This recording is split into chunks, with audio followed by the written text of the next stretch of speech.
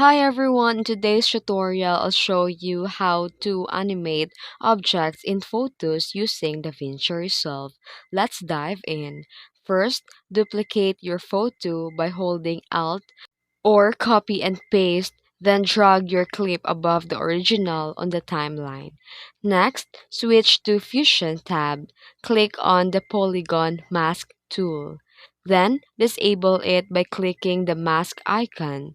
Now, carefully draw an outline around the object you want to animate. Be sure to close the shape by connecting back to the starting point. Once your outline is complete, re-enable the polygon mask and modify the soft edge value to zero point 0.1 for a smoother blend. Now, return the edit screen. Increase the size of your isolated object by adjusting the zoom.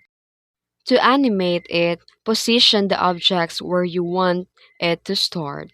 Then click the keyframe button next to position. Move your timeline slider ahead a few seconds and drag your object to its final position. And DaVinci Resolve will automatically create a smooth animation. And that's it. You've successfully animated an object in your photo using DaVinci Resolve. If you found this helpful, don't forget to like, subscribe, and stay tuned for more tips. Thanks for watching.